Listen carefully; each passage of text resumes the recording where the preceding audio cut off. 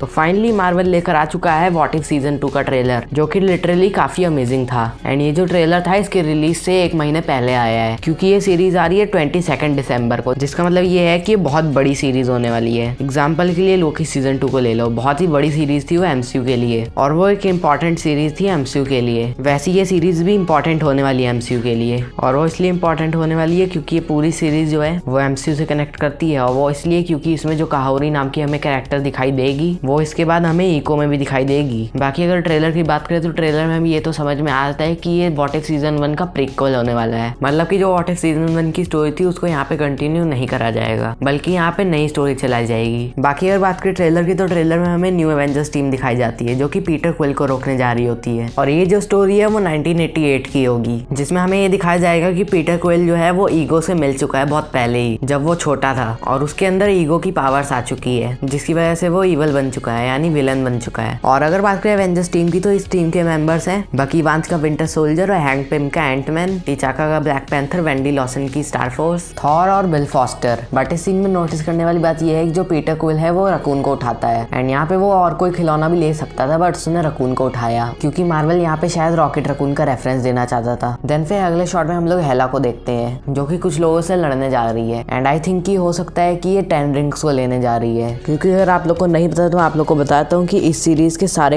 Episode leak हो चुके हैं, जिसमें से ये वाला एपिसोड है इसमें हमें दिखाया जाएगा कि क्या होता अगर हेला 10 रिंग्स को ले लेती। एंड फिर उसके नेक्स्ट शॉट में हमें नेबुला को दिखाया जाता है, जो कि योंडू को मार चुकी है। एंड उसने योंडू को किस लिए मारा है वो बताऊंगा, लेकिन उससे पहले अगर आपने चैनल को सब्सक्राइब नहीं करा तो कर लो। तो जो नेबुला है उसने वोंडू को इसलिए मारा है क्योंकि वो नोवा कॉप ज्वाइन कर चुकी है, क्योंकि अगर आप लोग उसके हेलमेट पे ध्यान दोगे तो वो नोवा कॉप का हेलमेट है। एंड नेबुला और वोंडू की फाइट को हम लोग इस शॉट में भी देख सकते हैं, और यही हमें इस एपिसोड में देखने को मिलेगा। एंड फिर उसके बाद अगले शॉट में हम लोग वांडा को देख सकते हैं। एंड मे बी इस एपिसोड में हमें दिखाया जाएगा कि क्या होता अगर वांडा शुरू से स्कारलेट विच होती। बट यहाँ पे नोटिस करने वाली बात यह है कि दी एवेंजर्स मूवी में जो आपने लोकी के हाथ में स्केप्टर देखा है वो उसके हाथ में है। अब यहाँ पे उसके हाथ में स्केप्टर क्यों है वो तो हमें एपिसोड आने पे पता चलेगा। देन फिर उसके पहले एक और शॉट आता है जहाँ पे हमें ये देखने को मिलता है कि जो हेला है वो उसी ड्रैगन को कंट्रोल कर रही है, जो कि हमें शैंग-ची में देखने को मिला था, क्योंकि इस शॉट में आप इस ड्रैगन की आंखें ग्रीन देख सकते हो। एंड मे बी हो सकता है कि हेला ने इस ड्रैगन को उसी तरीके से कंट्रोल करा हो जैसा कि उसने फेनरिस वुल्फ को करा था। एंड फिर उसके बाद एक और शॉट आता है जहाँ पे रेस हो रही होती है। एंड ये रेस हो रही होती है सकार प्लेनेट पर, जहाँ पे हमें Tony Stark, Gamora, Grandmaster और वैल्करी देखने को मिलते हैं। एंड यही नहीं बल्कि इनके साथ कॉर्ग भी होता है, जिसको देखकर हमें ये तो समझ में आता है कि ये जो पूरा का पूरा सीक्वेंस है वो सकार प्लेनेट का है। एंड यहाँ पे जिस व्हीकल में टोनी स्टार्क बैठा है उस व्हीकल को देख के हमें ये तो समझ में आता है कि वो टोनी स्टार्क की बनाई हुई व्हीकल है, क्योंकि आप लोग को पता ही है जो भी टोनी स्टार्क के पास है वो उसी का बनाया हुआ है, चाहे वो कॉमिक्स में हो या फिर मूवीज में। एंड फिर यही नहीं उसके बाद एक और शॉट आता है जो कि बहुत ही अमेजिंग था, जहाँ पे हमें ये दिखाया जाता है कि जो यिंगली और वेनवू है वो मिलकर ओडिन से लड़ रहे हैं। अब आप लोग को तो ये पता ही है कि हेला ओडिन की बेटी है, तो अब यहाँ पे हो सकता है कि वेनवू और यिंगली को लगे कि ओडिन हेला के साथ मिला हुआ है। एंड इसी की वजह से हो सकता है कि यिंगली और वेनवू मिलकर ओडिन से लड़े, क्योंकि ये तो आप लोग को पता ही होगा बिना रिंग्स के भी हेला कितनी ज्यादा पावरफुल है। तो अब सोचो कि उसके हाथ में अगर रिंग्स लग जाए तो क्या होगा। एंड इसी वजह से हो सकता है कि ओडिन नहीं चाहता हो कि वो इतनी ज्यादा पावरफुल बने, क्योंकि वो एक विलन है। देन फिर उसके अगले शॉट में हम लोग एक और सीन देख सकते हैं जो कि इन्फिनिटी वॉर का सीन है, जहाँ पे शायद हमें ये दिखाया जाएगा जब थैनोस के हाथ में पूरे के पूरे 6 इन्फिनिटी स्टोन्स आ चुके हैं तब स्टीव रॉजर्स उसको रोकेगा, बट वहाँ पे वो गलती से टाइम स्टोन के ऊपर वार कर देगा, जिसकी वजह से हो सकता है कि एवेंजर्स पास्ट में चल जाए। देन फिर उसके नेक्स्ट शॉट में हमें स्ट्रेंज सुप्रीम देखने को मिलता है, जिसको हम लोग ने व्हाट इफ सीजन 1 के एपिसोड 4 में देखा था,